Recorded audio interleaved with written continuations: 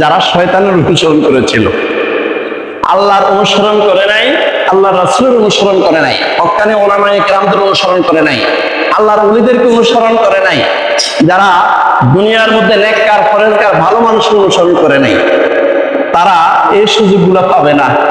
না পাইয়া তারা আফসোস করবে, তারা হতভম্ব হয়ে যাবে, তারা কিং কর্তব্য বিমূঢ় হয়ে যাবে। তারা তখন কি বলবে? ইয়া লাইতানি কুনতু মা'হুম ফাফুযা ফাওজান আযীমা। সূরা নিসা আয়াত নাম্বার 73। আল্লাহ সুবহানাহু ওয়া তাআলা ওই আফসোসটাও এই মহাবিশ্বের মহাবিশ্বয় মহাগ্রন্থ আল কোরআনের মধ্যে একদম ফাঁস করে দিয়েছেন। তারা কি আফসোস করবে? তারা যে তখন আফসোস করবে, হায় আল্লাহ, কোন উসিলাই তো পাইলাম না জান্নাতে যাওয়ার জন্য।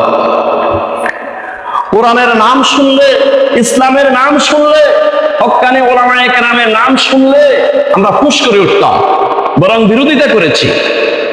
ইসলামের নাম শুনলে ফুঁস করে উঠতাম, বরং বিরোধিতা করেছি। আজকে কোন উসিলাই তো পাইলাম না জান্নাতে যাওয়ার জন্য। তখন তারা আফসোস করে বলবে, ইয়া লাইতানি কুনতু মা'আকুম। হায় আফসোস, হায় আফসোস, হায় আফসোস, কি করলাম? ইয়া লাইতানি কুনতু মা'আহুম।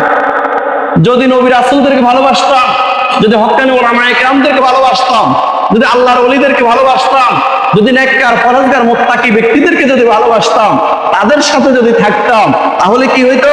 ফাফুযা ফাওজান আযীমা। তাহলে আজকে ওই ওদের মতো আমরা বড় সফলতা পাইতাম। তারা আলেমদেরকে ভালোবাসে, আলেমদের সাথে জান্নাতে চলে গেল। তারা আল্লাহর ওলিদেরকে ভালোবাসে, আল্লাহর ওলিদের সাথে জান্নাতে চলে গেল। তারা নেককার পরহেজগার ব্যক্তিদের সাথে সঙ্গী হইয়া জীবন যৌবন ব্যয় করে তারা সফলতা অর্জন করে জান্নাতে চলে গেল। ফাফুযা ফাওজান আযীমা।